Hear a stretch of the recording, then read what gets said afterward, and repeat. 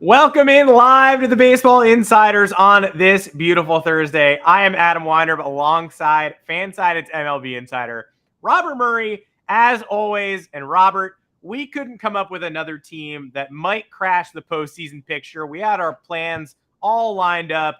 And oh, wait, a couple of the teams we thought were postseason locks are already in our segment on teams that need fixing. And the Tampa Bay Rays, who we barely even mentioned, are on the verge of being 13-0. Why should anybody trust us and continue watching this podcast feed? It's a hell of a question. We could not have been more wrong, and we could not have overlooked the Tampa Bay Rays more than we did. But last year they're still undefeated. They're beating the Red Sox 9-3. You said? Yeah, casual. So that was 3-1 in the fifth. Red Sox lead, and I was kind of like, oh, you know what? Probably about to Jeffrey Springs. We'll talk about in a little bit. Goes down, and you're like, hey, it's not your day every day. Maybe you're just not going to win. Maybe you're not going to go 162-0. And the Rays put up a 7-run fifth inning and now lead it 9-3. So maybe it is your day every day. Who knows? Yeah, who knows? But it's unbelievable the start that they're on right now. Like, they got to lose eventually, right? Does the schedule tighten up at all? Like, I thought the Red Sox would be good for a solitary victory. I thought the Red Sox would win one of these four games. And they're not going to. They will not be winning any of these four games. So I was wrong. Yeah, because I was convinced that they were going to lose at least one game in this series just because, I thought the law of averages would play out here. But alas, the Rays were like, we're not going to let that happen on our watch. And here we are now, and 13-0, Adam, on the verge of 13-0. I don't want to jinx them by any means, but boy, I feel like a village idiot for forgetting to mention them in the as a prime AL contender, because that's kind of looking like a not very good take by us, to say the least. No, it feels like my UConn March Madness take. I was on the Rays having the best rotation in the AL East all winter long, and I was like, you know what? On paper, probably the best rotation, one of the best in the American League. And then when it came time to actually predict playoff seeds, I'm like, yeah, either the Yankees or Jays. Give me the Rays in third. No, don't give me the Rays in third quite yet. They're 13-0, and all their offense does is hit. They are. I'll give you just one more. We don't need to do Rays corner every episode, but the New York Yankees are tied for second in the American League in home runs entering this game, by the way. So this isn't even updated. The Rays have hit more home runs today, but the Yankees and O's were tied for second with 18 home runs in the American League. Pretty good. 18 through 12 games. That's a nice little ratio right there. The Rays, 30 homers. They're in the number one spot by 12. And again, this is game 13 of the year. So and Brandon Lau has hit 29 of those home runs. So yeah. That guy is on a streak like no other right now. Him and Max Muncy are just carrying baseball with their homers. Especially, okay, this is something that we're going off script already, Adam. I hope you don't mind that. Oh, I don't mind, baby. So, I've been watching the Dodgers-Giants series pretty extensively. I've been watching it quite a bit, and it seems like every time Max Muncy comes to the plate, you're just convinced he's going to hit a home run. And more often than not, you're right. And along with that series, I don't know if you get as much pleasure as I do in watching a long at bat, but that Freddie Freeman at bat last night against Taylor Rogers was pretty sick. I was after each foul ball, I was just laughing my ass off. It resulted in a walk, and Taylor Rogers got taken out, and Mookie Betts walked over to first base to go by Freeman and just laughed his what off. It was good baseball. I enjoyed it. My dad did not. My dad's a Giants fan, so sorry about that, Dad. But I personally enjoyed it.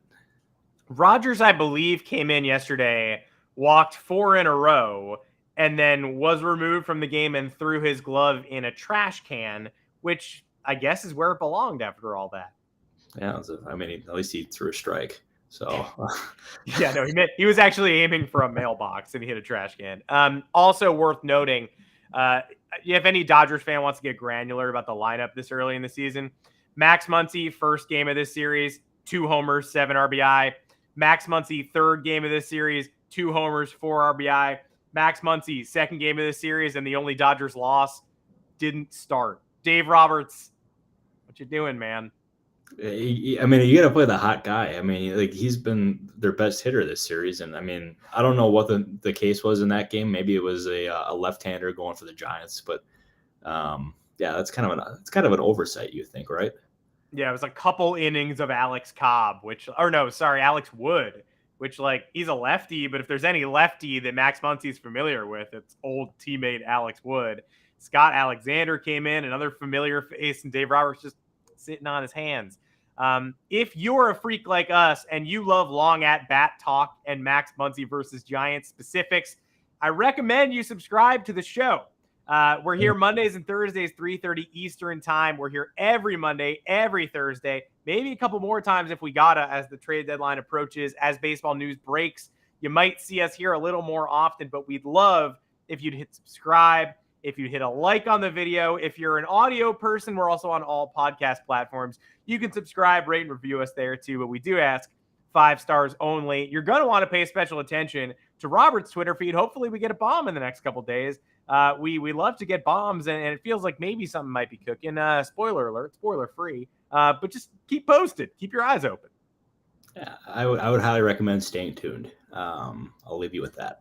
That's it. Just to stay tuned for the fine folks.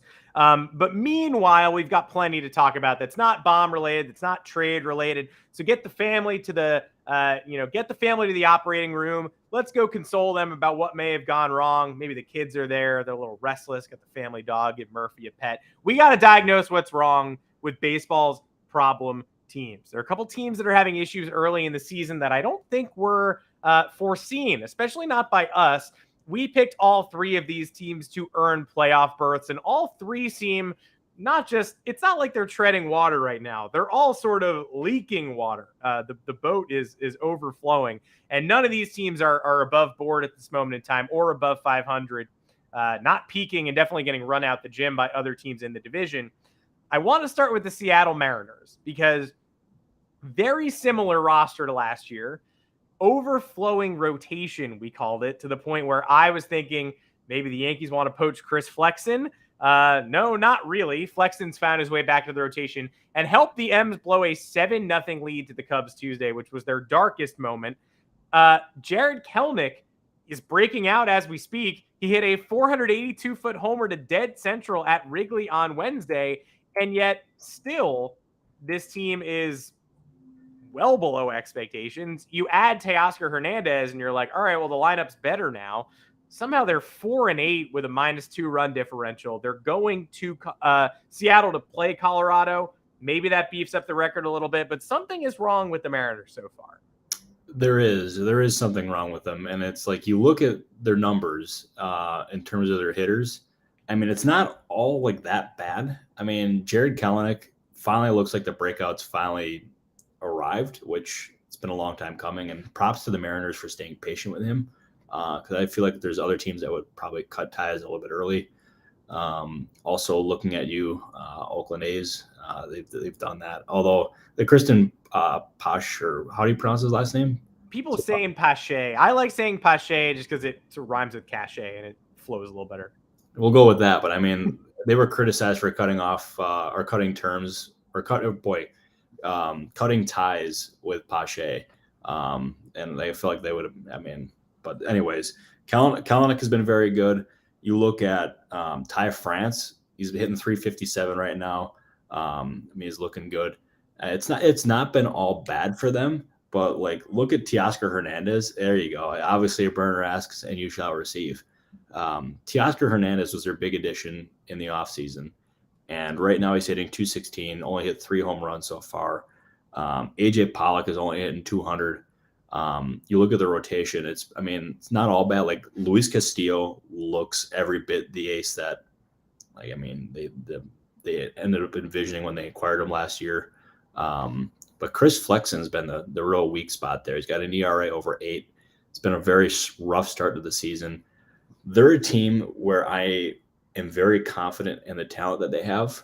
I think that they will ultimately bounce back at some point. But here's the thing: is they're only 2.5 games back so far of the Astros and the Angels. Which, Angels, good job so far. I'll give credit where credit's due, but they cannot let this slide continue, because then they could risk falling too far out and give themselves too big of a hole to climb later on in the season. Mariners fans are getting a lot of laughs right now out of DH Tommy La Stella. That's sort of like the emblematic, like, what happened to the offense type thing. But I think Teoscar Hernandez and him bouncing back matters a lot more. But you can't say enough about Kelenic. The narrative is starting to go national. I'm with you. I don't think this team has anything to worry about, especially there is too much talent here for this to be a team playing at this clip all year. I retweeted a great story yesterday about the Kelenic breakout that basically sold him as one of the unluckiest hitters in baseball over the 2 preceding years. Broke it down stat by stat, like all types of quality of contact. Or he pulls, he does everything a hitter's supposed to do, and he still comes up short in all these metrics. And finally, they're starting to match. We saw the raw talent. There has never been a roller coaster like the who won the Edwin Diaz-Jared Kelenic trade discourse. It's insane. Last year, Edwin Diaz was the best closer in the modern era of baseball, and Kelenic was borderline out of the league. Now Diaz is on crutches, and Kelenic is looking like a breakout in the Mariners outfield. This thing zigs and zags more than, I don't know, what do you call those mazes that rats run in with cheese? A rat cheese maze. A classic thing that zigzags. It's crazy. I can't say I've ever heard. I don't know. Usually I'm pretty good at picking up clues, but I have no idea what you're talking about, Adam. But I feel that was like a swing and a miss. I feel like I kind of do, but I don't. I don't know. But that being said, is obviously entering this season, the Mets look like the clear winner in that trade. Diaz ended up signing that $100 million extension while Kelenic was still trying to figure things out. If Kelenic does bounce back, this could end up being a trade that is a win-win for both sides. It's what every baseball executive likes to call a good baseball trade. I mean, obviously, you'd rather have like a superstar outfielder than a star closer. I think that's pretty safe to say, right? Yeah. Yeah, and it's like I'm hoping that Kelenic bounces back because he's got and what he's shown in the first 2 weeks here is like a sign of things to come. Well, boy, there's somebody in my complex here who had their phone ring. I'm waiting for a call and I heard it and it's like, oh shit. Oh man, that's a good one for Joanne to clip later. But anyways, boy, I'm all Adam, take it away.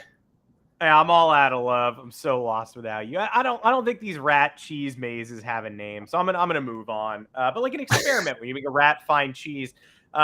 Let's talk about the Philadelphia Phillies because this is a team that started 1-5, and we're all saying, all right, 6 games, 1-5. It's probably it's only slightly better than 0-6, but it's just about the worst start you can have. But they'll normalize. They're going home. They're playing the Reds. They're playing the Marlins. Suddenly they're 4-8. And I think there is an obvious pain point here and something that we can diagnose. And I know you're going to bring it up, but I don't want to lose the lineup either without Bryce Harper, who we knew we'd be without, and without Rhys Hoskins, which was a sudden shock to the system.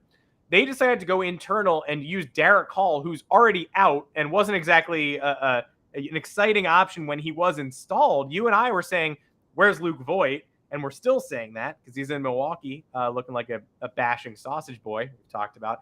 But the lineup they ran out for Aaron Nola's latest start against the Marlins, Trey in the leadoff spot, Schwarber, Real Muto Castellanos, Alec Boehm, Josh Harrison, Edmundo Sosa at third, Bryson Stott batting eighth, Christian Pache in center. Yesterday they lose in extras, and that 6, 7, 8, 9 is Marsh, Boehm, Jake Cave, Cody Clemens. I mean, this is not the Phillies team we expected. The lineup and rotation, neither look like what we thought we were going to see. No, and I think the Bryce Harper injury has obviously played a pretty sizable factor in their slow start. And it sounds like he's going to end up returning a little bit sooner than they had at least hoped, or that they had initially hoped. And a big reason for that is he's going to play first base for them, or he's trying to play first base for them at least. That's a big development because first base was their clear number one hole on that roster. Is without Rhys Hoskins, it was a revolving door at first. Derek Hall is out too. It's Cody Clemens, and I mean, I don't know exactly what else you're going to be looking at there at first base. It's just a giant question mark. And then you insert Harper there when he eventually returns. That solves your biggest issue with a top 5 player in baseball. And there you go. That must mean the Tampa Bay Rays did win. Good job. Yep, it has gone final. There you go. He's making sure we're updated. What a guy. We love you, obviously, Burner. But well, I shouldn't even say sneaky. But like a big thing with the Phillies and their struggles is their rotation. Like that was viewed as a strength entering the season. Zach Wheeler, and Aaron Nola were their clear number 1 and 2 pitchers. And right now, Zach Wheeler has a 4.02 ERA, while Aaron Nola has a 7.04 ERA. Taijuan Walker, who was supposed to be their big ticket acquisition in the offseason, signed into a pretty hefty contract. Right now, he has a 6 ERA. The Phillies' best starter. If you would have told me this entering the season, I would have told you were nuts. But their best starter so far has been Matt Strahm.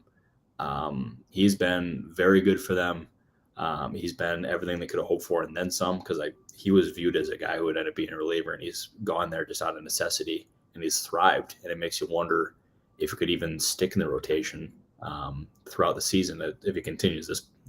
But it's I'm not sounding the alarm bells quite yet, but it's a worrisome start for Philadelphia. I'm confident that that they're going to end up bouncing back, especially their starting pitchers.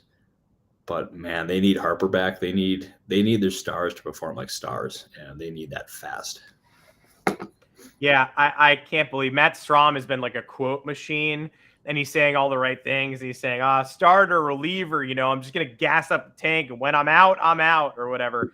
I would label him a fun, quirky fifth starter and swingman. He should not be your ace, and that sort of tells the story of the Phillies right there. My final team that I feel like was sort of a playoff lock.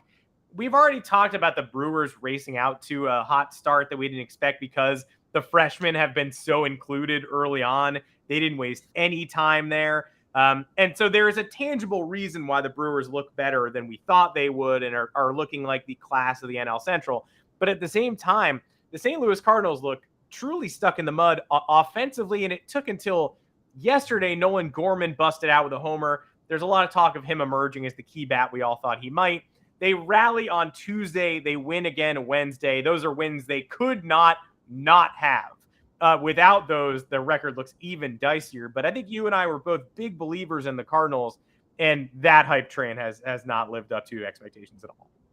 No, gosh, no. It's been just a real struggle for them all season. And I don't know if I'd necessarily call their win the other night season saving, but it was crucial, and they need to get the vibes going, because we mentioned on the last podcast, and I'll say it again, they would not pass the vibe check right now.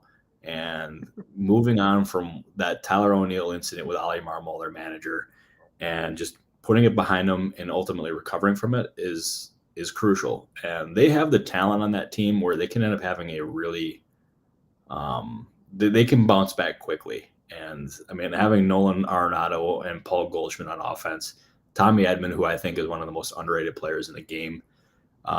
They got really good outfielders. We're going to get some Jordan Walker talking again at the last part of this episode here. He looks every bit the part of a future stud. They're another team, I would call it like in a similar situation to the Mariners, but maybe not necessarily as pressing, I should say. They can't fall too far behind the Brewers. I don't think the Brewers ultimately win that division. I think eventually the freshmen have to come back down to earth.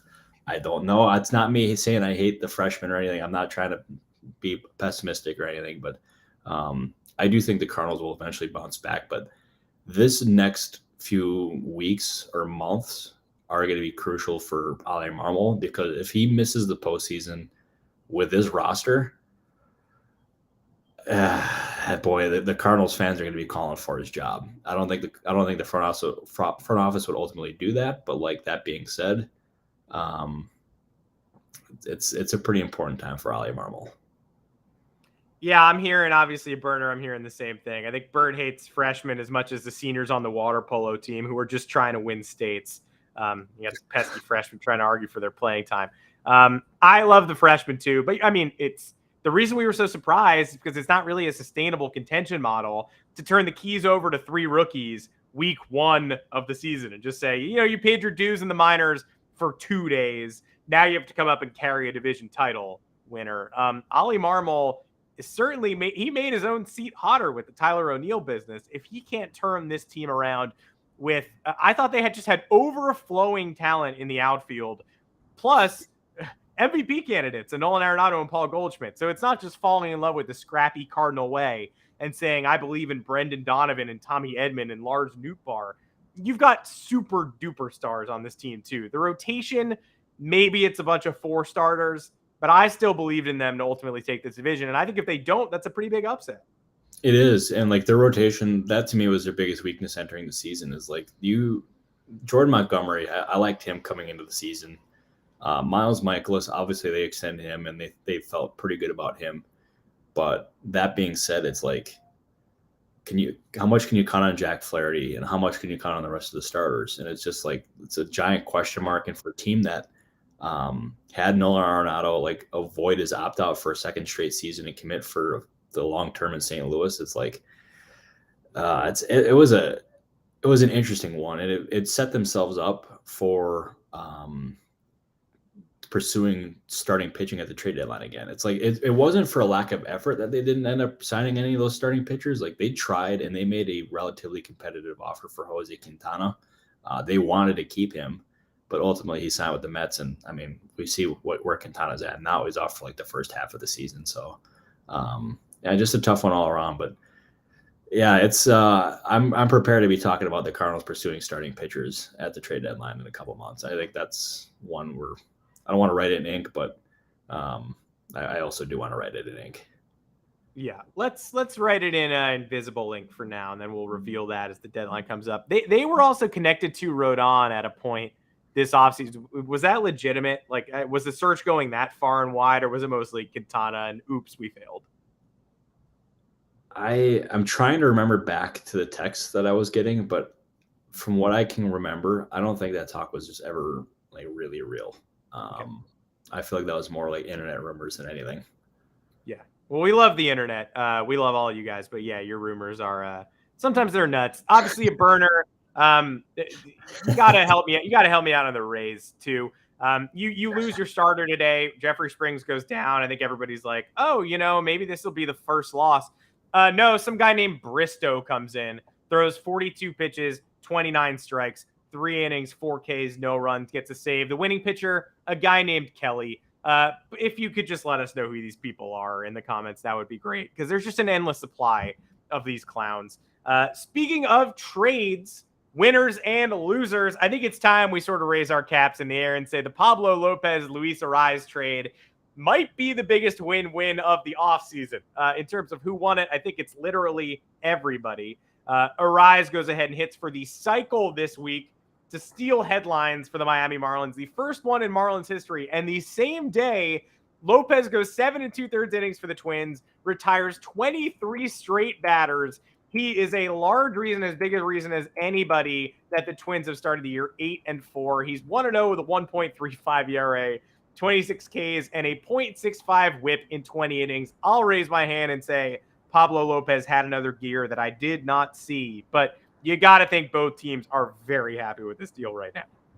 Oh, they absolutely should. And I'm using the line again. It's a great baseball trade. Is Luis Arraez obviously like a terrific hitter when he was with the Twins, and he's more than continued that in Miami. Like he hit for the cycle the other day, and just looks every bit as good as they could have hoped.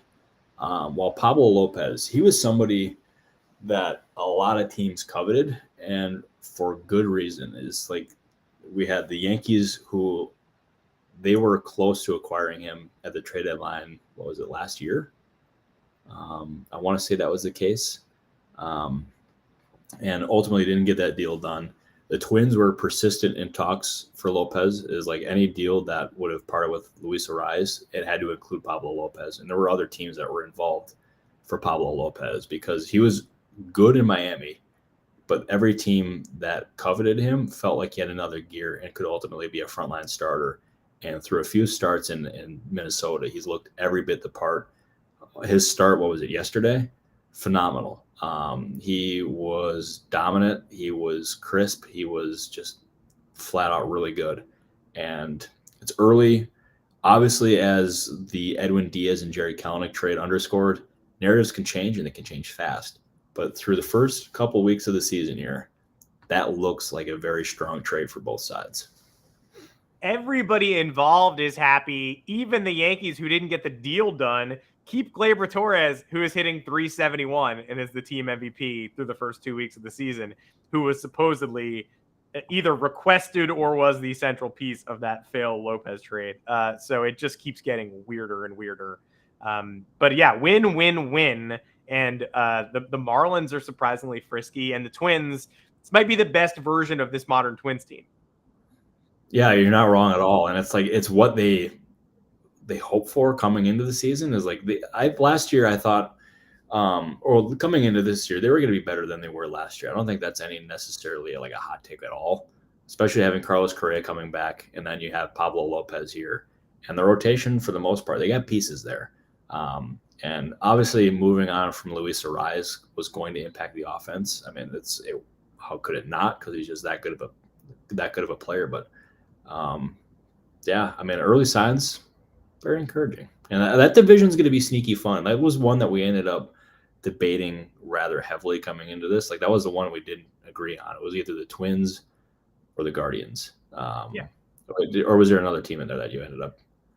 No, we had some people in the comment section sort of trying to get us to give the White Sox some credit and say that, like, they had the worst case scenario year last year and would bounce back. I didn't like them then, and I don't like them now. But I leaned Twins. But the Yankees go play the Guardians this week. You're reminded at every turn how frustrating they are to play when you're actually playing them. You're like, oh, the bullpen never ends. Oh, the offense hits all these 70-mile-an-hour exit velocity bleeders, but one after another after another. Like, it's a talented baseball team. I think that'll be a knockdown, drag-out fight.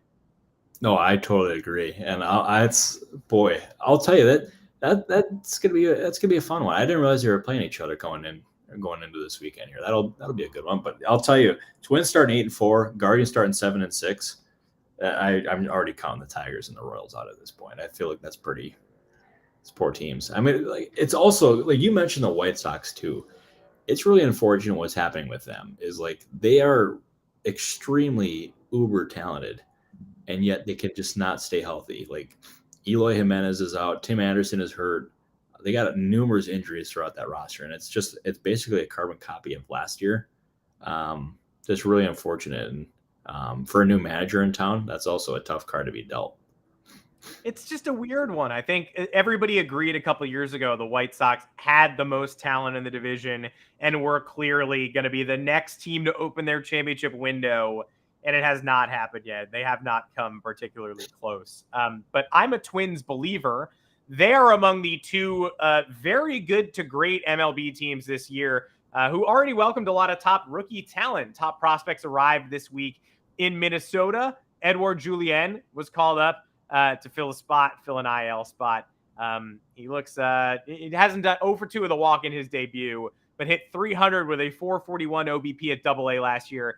And does not have a rookie card, which is important. You got to buy 2023 tops because he's coming this year now. You can't stock up. You got to get your Edouard Julien's this year. And Taj Bradley started against the Red Sox yesterday. The Rays put Zach Eflin on the IL. They're trying to throw a game and trying to give the Red Sox a bone. Nope, 5 innings, 8 Ks, another win. Bradley, I'm not sure if he's more of a trade piece being showcased or a guy who's going to be in this rotation long term. But all of a sudden today, looks a little more likely that maybe he holds down a rotation spot in Tampa for a while. It's unbelievable. They just constantly churn out pitching, and it's just, I don't know how the hell they do it, but they just find a way, and they're just extremely good at it. But it's the thought of being a trade chip is kind of intriguing. I had thought about that after you asked me that question. It was like my initial answer was probably not, just because you can never have enough pitching. And you look at the Zach Eflin injury, and also Jeffrey Springs left early today too. Don't necessarily know how long he's going to be out or if he's going to miss any time at all. But I don't think he's going to end up being a trade chip. You can never put anything past the Rays. They could be 13-0. Well, I mean, they are 13-0. They could be 81-0, and they could somehow trade their best player and still finish the season 162-0. They got, I don't know what the heck they're doing over in Tampa, but it's extremely impressive. Well, I know what they're doing. It's just great player development, it's great drafting. It's just great all around, that organization. There's obviously a burner. Yeah. I'll tell you, obviously a burner is our go-to source for Rays information. That is much respect, my guy. That's seriously. Yeah, like that's genuinely very helpful. Yeah, I asked for help identifying two. I mean, again, the Rays print pitching. I'm like, who are these two completely anonymous gentlemen? And he's like, oh, here are their entire bios.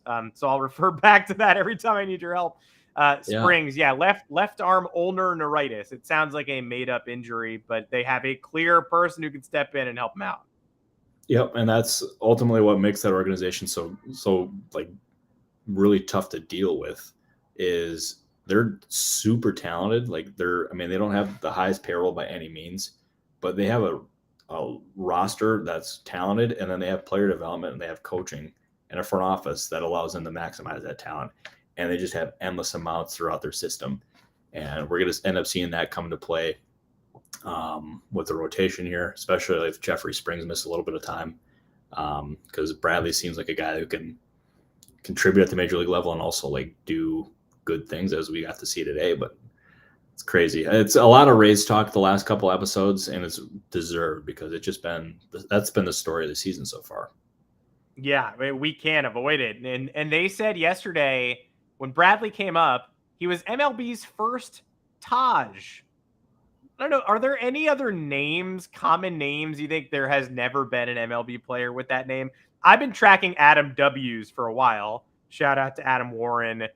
Shout out to Adam Wainwright. We got two of those, but I can't think of another MLB name that we don't have. I'm surprised no Taj. Taj not that uncommon. Because we had a Taj Gibson in the NBA with the Bulls years ago. Also, speaking of that, there was a fellow last night. I think it was last night at least. Robert Murray threw out the first pitch at the Dodgers-Giants game, and he could not have made the Robert Murray name look any worse. Like, he brought it, those like that little toy you bring out to like toss a tennis ball to your dog. Yeah. He used that for the ball, like for the first pitch, and the thing looked like it was more bound for the dugout than it was home plate. Like, what in the hell was that? Like, I even had buddies of mine who like to rip on me quite a bit, say like, you could even do better than that. And it's like, it's bad when a guy does that, because like, holy hell, was that bad? What was his deal? Like a local scientist or like a guy? Did he build it? Like, why do we have him? I don't know. I think he was a doctor of some sort, but I don't know what the heck that was about. But that was just a very bad look for the Robert Murray name. So I just want to say thank you to Robert Murray, which not me, but the different Robert Murray for hurting my credibility. Yeah, certainly not a doctor of musculature in right arms. Oh God, no! It was. What's the Twitter phrase for it? Disaster class is what that was. It was bad. It was real bad. And not to dunk on a Robert Murray. I love my fellow Robert Murrays, but geez Louise, buddy. Well, I feel the same way when you're dunking on the Cardinals rotation. You're dunking on one of our very few remaining Adam W's. So Adam Wainwright, solidarity. Just because you're not an ace anymore doesn't mean you don't have value. And in terms of, baseball's first Taj, it's hard to imagine baseball had a Franchy before Franchy Cordero. You'd have to think he was baseball's first Franchy. I'm not 100% on that, but there's not many of them. French dressing, French fries. I think they're already running out of John Sterling home run calls for Franchy Cordero, because after the Red Sox gave up on him last year, after the Orioles let him go after the spring training he had, he's always been an exit velocity king, can't put it together in the regular season. So far, 4 home runs this season and leads the Yankees in RBI. It took him 86 games to get to 4 homers last year with Boston. 86 games. I don't think any of us had him on our bingo card leading the Yankees in RBI at any point in the season, but it's not like he's leading with 1. He's leading with 10. He hit the game-tying home run again yesterday. This is getting a little weird. It's getting very weird, and I mean, this has got to be the biggest individual surprise of the season, right? I think so. I mean, they picked him up before opening day. My immediate thought is, I know he's a disaster class on defense. Supposedly, the Red Sox had him playing first base last year. I think most Yankee fans know him because he led a pop-up drop to let a run score with 2 outs in a Yankee-Sox game at Fenway. So every Yankee fan's going, We know he's got the power, but it doesn't translate. You're really going to lose Estevan Florial for this guy. You're DFAing him. Florial clears waivers. He's back in AAA, and now Franchy has 4 homers in a week and a half and is sort of a must start. And when Harrison Bader comes back and Josh Donaldson comes back, they're going to lose Willie Calhoun off the bench. That's sort of an easy one. But then they're going to have to say to themselves, are we going to lose a bullpen arm? Are we going to lose IKF? Are we going to DFA Aaron Hicks? Because I don't think you could just let Franchy Cordero go at this point. He was the face of the lineup graphic today. He was the number 1 guy on the lineup graphic. If you would have told me that 2 weeks into the season he'd be the face of the graphic, I would have told you no shot. But like, it's deserved. What he's done to start the season here has been unbelievable. Hitting the home runs that he has, he's slashing 280, 333, and 800 in New York. Like, what in the heck? And it is the best under the radar signing of the early season so far, and he was signed for relative pennies. I think he's kind of, I don't want to say he's lived up to the contract already, but he's proving to be a big asset. And as you said, I don't think you can move on from a guy like that. He's provided too much, and he would get claimed in a heartbeat considering the start of the season that he's had. But that's a really good move by New York. And it also reminded me, obviously very different players here we're talking Adam, but it reminded me a lot of the Matt Carpenter deal last year. Is they signed him to a low risk deal, got him to the majors, and he contributed, and he was a very useful player. Similar kind of thing with Cordero. If he can continue this, we're talking about just a really shrewd move here by one Brian Cashman. Yeah, this is Cashman's specialty. And again, if he falls off later in the season, then you can let him go and explore the DFA market. But you have to ride the hot hand. You cannot risk losing Franchy Cordero after what he's meant to this team so far. There will always be another injury. I think they could probably finagle a way to keep him on the roster. Before we go, I'm letting you take another victory lap because our boy Jordan Walker, more specifically your boy, tied Eddie Murphy, the legendary star of stage and screen, with his 12-game hitting streak to start his career. Corbin Carroll and your 255 average and 3 bombs. You are freaking toast, sir. Jordan Walker has started the year supreme in the National League in the rookie picture. And for all the disappointments the Cardinals have brought us, Jordan Walker has not been one of them. No, he's not been one of them at all. He's been living up to the hype and then some. And it's like, because Corbin Carroll's been good. Like, don't get me wrong. He's been good. But can you imagine not choosing Jordan Walker to win the NL Rookie of the Year? It couldn't be me. That is surely going to come bite me in the ass at some point later on in the season. And I'm going to look like an idiot, and Adam's going to be taking his victory lap. But to start the season so far, Walker has lived up to the hype and then some. Looks every bit the part of a future star in baseball. And if you can keep this up, having for the next few seasons Walker, Nolan Arenado, and Paul Goldschmidt as your like 3 premium hitters doesn't suck. And then you add the rest of that lineup as well. Pretty damn good. They just got to figure out what's going on with Tyler O'Neill, but that's a discussion for a different day. But Jordan Walker looks every bit the part of a future star, and that organization has to be absolutely tickled pink with what they've seen so far. Yeah, Mason Wynn coming soon. Newpark comes back from injury. It's a good roster. That's why we're trying to diagnose them. That's why we have higher expectations. Yeah, you can take your victory lap this week. I'll probably mess that one up. I'll come back later in the season at some point. We'll see. But so far, yeah, Corbin Carroll, pretty good. Just not Jordan Walker. No, he's definitely not been Jordan Walker, but you know what? That's okay. He's still been a very useful player for the Diamondbacks. Sorry, the Diamondbacks. No, and the Diamondbacks are blitzing their way towards the over. So go Diamondbacks, hit your numbers. That is it for this edition of the Baseball Insiders. I'm so excited that we have the good Robert Murray on the show and not the mystery doctor who can't throw the ball to home plate. But that's why we built the show around having the good Robert Murray. That's why we love seeing all of you folks in the comment section, watching, interacting, subscribing. Hopefully, if you're not subscribed yet, there is no better time. Again, that's Mondays and Thursdays at 3:30 Eastern. and on all podcast platforms, Apple, Google, Spotify, wherever you listen to podcasts, you will find us there, internal, external. We'll talk about Eddie Murphy in every show if we have to stick in the SEO rankings. But anywhere you want to find your podcast, we will be there. Robert Murray, pleasure as always. My voice cracked, I think, 13 different times throughout this episode. Sometimes I try to chime in and just agree with you, and I squeaked, and then I would go back. I don't know what was going on, but you didn't let it phase you, and that's what I appreciate. No, I couldn't even tell. You carry the show.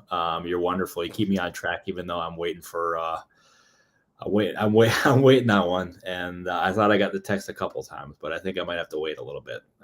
So stay patient, but hopefully we have some news to report in a little bit. So fingers crossed. Everybody stay patient. We will see you.